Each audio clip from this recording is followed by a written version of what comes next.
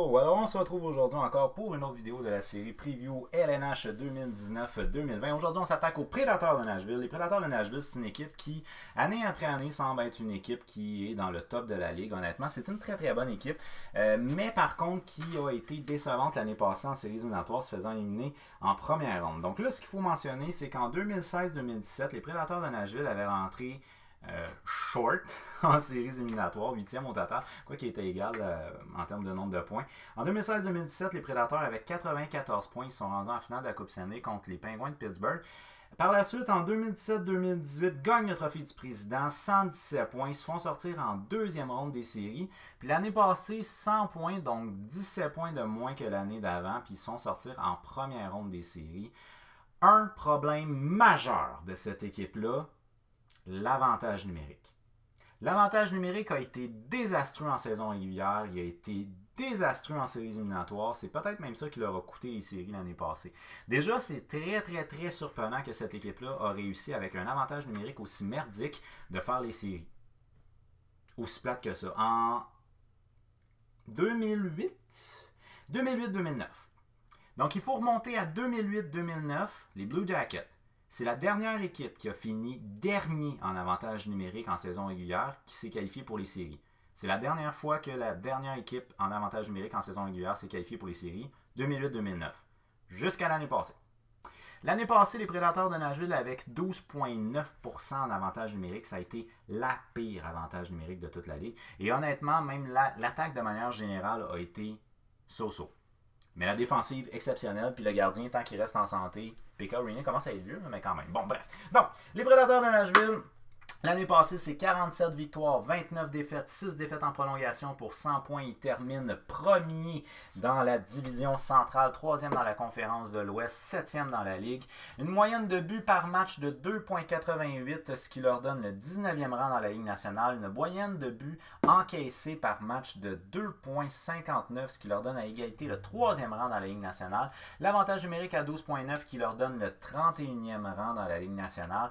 Et le désavantage numérique à 82,1, très respectable quand même, 6e rang dans la Ligue nationale.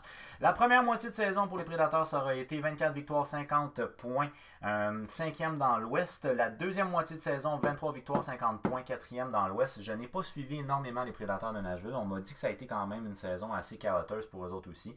Je sais pas, mais si je regarde pour ce qui est de la première et la deuxième moitié de saison, ça a bien été. Par contre, on s'est fait sortir en première ronde par les Stars de Dallas.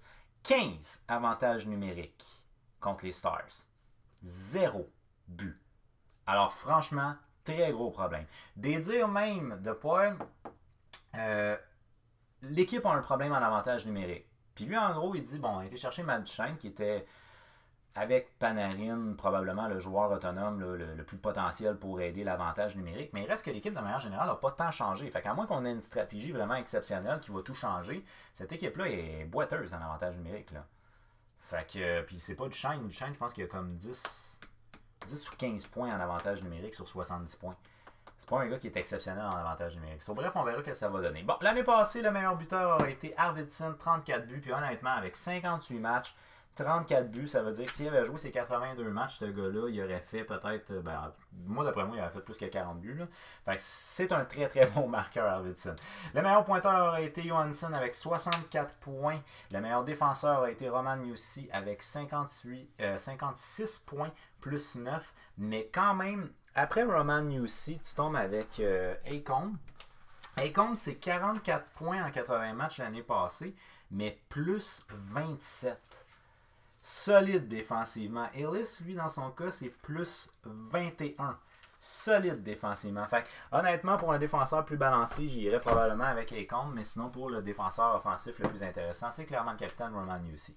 Alors là, au niveau des jeunes, ben écoutez, Dante Fabro devrait faire partie de l'alignement sur une base régulière l'année prochaine. Ce gars-là, l'année passée, il jouait dans la NCAA. En 38 matchs, il a 33 points, ce qui est très bien pour un défenseur dans la NCAA, parce que c'est une ligue qui est surtout réputée pour jouer défensivement. Donc, à ce niveau-là, c'est un gars qui a un très fort potentiel au niveau offensif.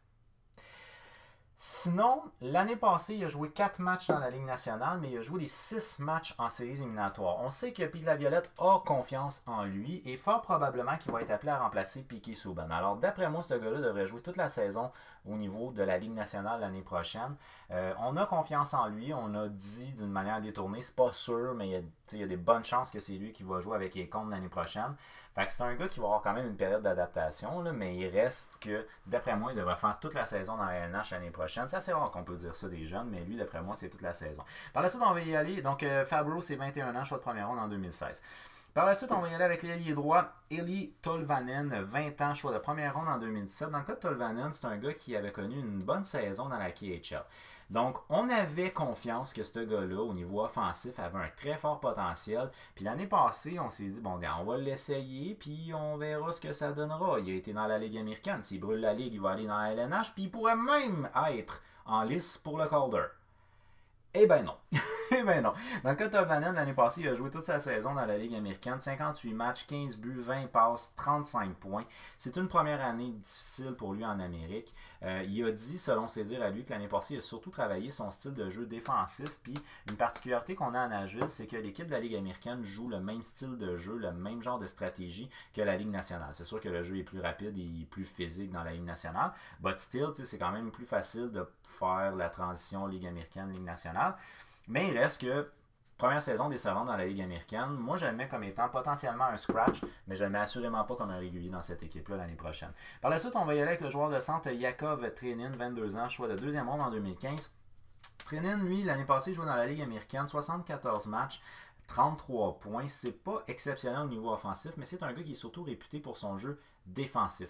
Et c'est la raison pour laquelle je pense qu'on pourrait peut-être avoir un certain intérêt parce que les Prédateurs, c'est une équipe qui se blesse. Donc, il va y avoir des blessés pendant l'année. On pourrait voir un jeune assez facilement rentrer sur une quatrième ligne. Je pense que c'est plus facile pour un jeune qui est un jeune défensif de pouvoir s'intégrer rapidement dans un line-up que pour un gars qui est plus à caractère offensif. J'ai vu des sites qui, eux autres, mettaient Tolvanen comme étant sur un des 2 premiers trios. Vous allez voir le move que moi j'ai fait pour pas le mettre là parce que j'ai pas tant confiance en lui. Mais écoutez, honnêtement, il y a un fort potentiel. Fait que ça se peut. S'il l'essaye au niveau de la LNH, il faudrait qu'il l'essaye at least sur les 3 premiers trios, mais pas sur le 4e trio.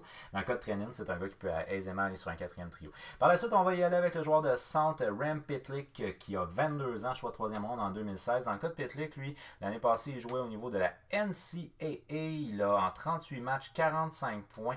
Une particularité dans son cas à lui, c'est que l'année passée, c'est un joueur de centre qu'on a muté. C'est un allié qu'on a muté au centre. Alors, c'est une période de transition pour lui. Alors, cette année, ce gars-là va jouer probablement dans la Ligue américaine. Moi, je veux le voir jouer dans la Ligue américaine sur une base régulière au centre, si on veut faire de lui un centre, bien entendu. Là. Mais je préférais ne pas le voir jouer immédiatement dans la LNH. Mais c'est quand même un gars qui a un potentiel assez intéressant. Si l'année passée, il a fait un peu moins de points au niveau offensif, 45 en 38, je vous répète que c'est une ligue qui est réputée pour être plus défensive, fait que c'est quand même pas mauvais. Là. Mais s'il a fait moins de points, on peut dire que c'est à cause de sa transition. Et le dernier jeune que je voudrais parler, c'est Alexandre Carrière, 22 ans, choix de 4e ronde en 2015. Dans le cas de Carrière, c'est le meilleur défenseur de la Ligue américaine actuellement pour Nashville.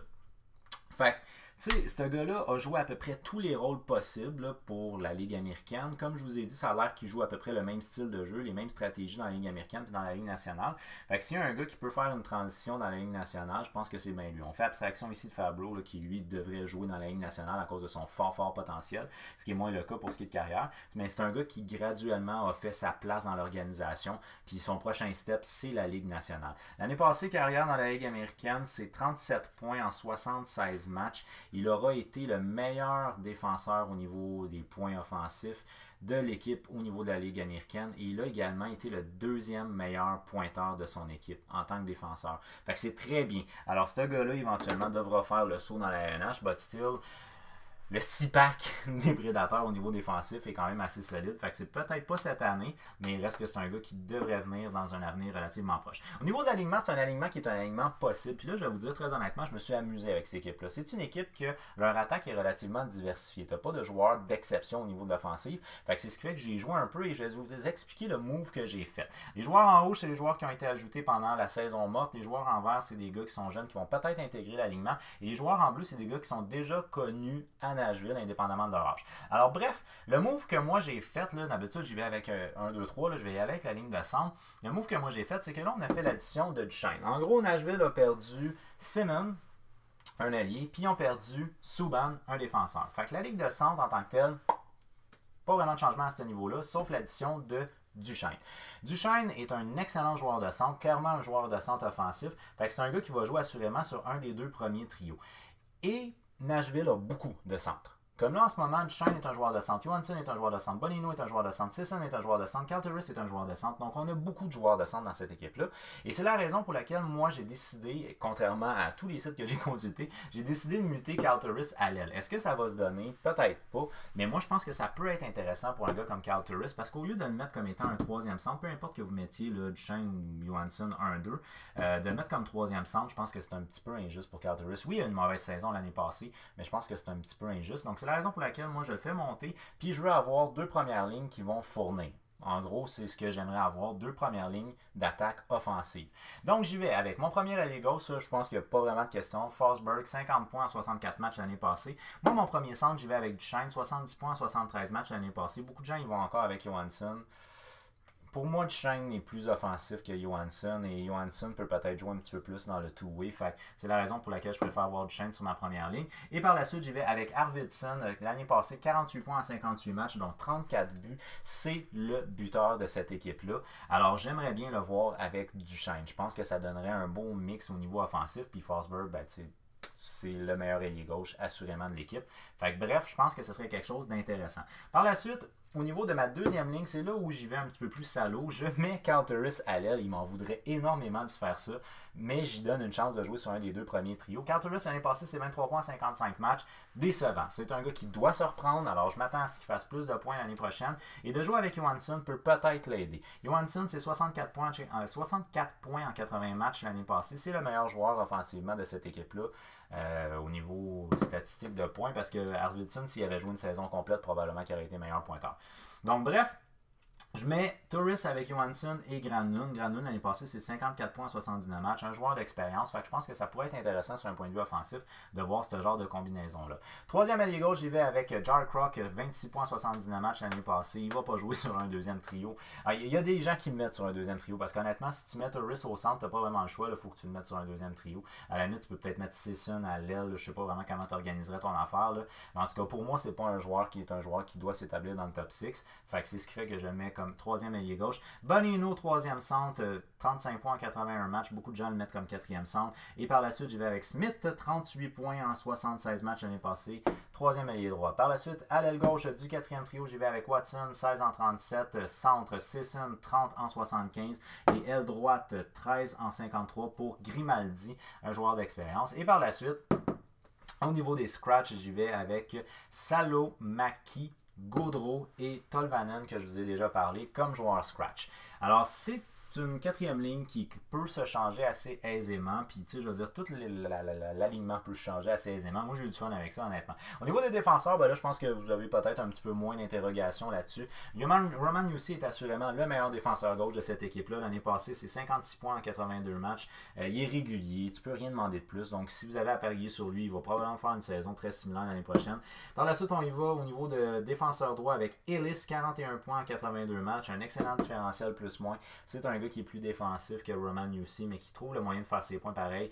Akon comme deuxième défenseur gauche. Quand tu as Jussi et Akon comme tes 2 premiers défenseurs gauche, là, you're in business, bro. 44 points l'année passée en 80 matchs. Un excellent différentiel plus moi encore une fois. Et je pense que ça peut être intéressant de faire jouer le jeune Fabro. Fabro qui est âgé uniquement de 21 ans. L'année passée, c'est 1 point en 4 matchs. Et selon les dires de la Violette, il y a des fortes chances que cette année, il joue bel et bien avec Akon. Par la suite, en termes de troisième page, je vais avec Amiu, ce joueur d'expérience, 5 points en 55 matchs. Et Weber, qui a 30 ans, encore là, un joueur d'expérience, 8 points en 62 matchs. En termes de scratch, j'y vais avec Irwin, Santini et Carrière. Irwin va probablement jouer dans la Ligue américaine, fort probablement. Dans le cas de Carrière, ben, écoutez, comme je vous dis, c'était le meilleur défenseur dans la Ligue américaine, donc lui aussi probablement qu'il va être dans la Ligue américaine. Mais advenant qu'il y a un recall, ben, à ce moment-là, ça pourrait être intéressant d'amener un de ces 2 gars-là. Irwin a déjà beaucoup d'expérience, puis Carrière, on pourrait voir qu'est-ce qu'il peut faire dans la Ligue nationale, ça pourrait être intéressant. Dans le cas de Santini, je le connais pas, mais il a été acquis du New Jersey. Par la suite, en termes de gardien, ben écoutez, Pekka Rinne va avoir 37 ans cette année. Là, moi, je pense qu'on va y aller avec un mariage, probablement. Graduellement, on va donner plus de responsabilités à Saros. Déjà, l'année passée, 31 matchs, ça a été le plus haut total qu'il a joué dans la Ligue nationale, 31 matchs. C'est un gars qui, depuis qu'il est arrivé en Amérique, excusez-moi, il n'a jamais joué plus que 38 matchs dans une saison. Puis ça, c'était dans la Ligue américaine, là, plusieurs années. Fait que c'est un gars qui est plus habitué à être un gardien de but partant. Puis encore là, quand il jouait en Finlande, je pense que c'était une quarantaine de matchs, 40-45 matchs, genre dans ces eaux-là. Fait que c'est un gars qui a jamais vraiment gardé du 50-60 matchs. Fait que je pense pas qu'il faut que tu le fasses rapidement. Mais je pense qu'un mariage serait intéressant entre lui et Pekka Rinne. Peut-être en enlever un petit peu à Pekka Rinne, puis en donner un petit peu plus à lui. Mais déjà à 31 matchs, c'est quand même pas mauvais. Pekka Rinne l'année passée, 56 matchs, 2.42, 918. Très bon.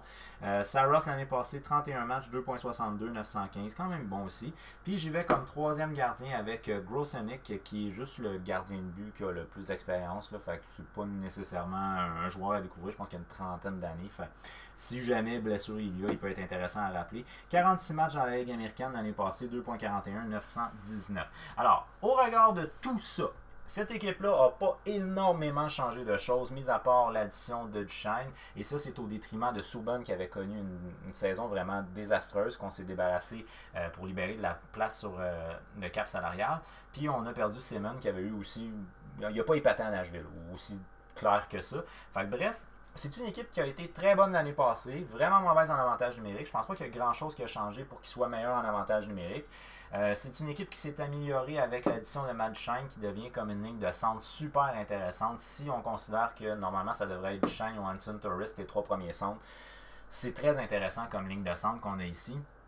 Alors franchement, moi je pense que cette équipe-là a très bien fait l'année passée. Ils ont bien fait dans les années d'avant aussi. Je pense que Saros est un gardien de but qui va pouvoir prendre la relève de Pekka Rinne, ou du moins on voit beaucoup de potentiel en lui. Fait que graduellement, on va peut-être y faire mettons, une quarantaine de matchs avec une quarantaine de matchs de Rinne. Ça peut être un mariage super intéressant, un joueur d'expérience qui donne graduellement sa place à un plus jeune. La transition se fait lentement, je trouve ça juste parfait comme genre de transition. Fait qu'honnêtement, moi je pense que cette équipe-là a bien fait l'année passée, et indépendamment que Rinne est particulièrement vieux, I don't give a damn. D'après moi, cette équipe-là devrait refaire à peu près le même genre de résultat que l'année passée. Alors, l'année passée, s'ils ont terminé troisième dans l'Ouest, je les vois encore finir à peu près dans ces eaux-là. Je sais pas, peut-être 2, 3, 4, 5, 6 dans ces eaux-là. Et l'indice de Hockey Guy, lui, il va au niveau de la division. La division centrale est une division quand même assez lourde. Donc, il reste que, d'après moi, c'est une des meilleures équipes pareilles dans l'Ouest. Fait que l'année passée, ils ont fini premier. Moi, je me dirais qu'ils finiraient dans le top 3 encore de la division centrale l'année prochaine. C'est le feeling que j'aurais. Parce que c'est une équipe qui, au niveau de son attaque, est quand même très diversifiée. Sa défensive est vraiment solide. Puis je pense que le tandem de gardiens peut être super intéressant. Fait que moi, j'y vais avec 1-3 au niveau de la division centrale. Donc pour des Hockey Guys, on prévoit que les Prédateurs vont terminer entre premier et troisième.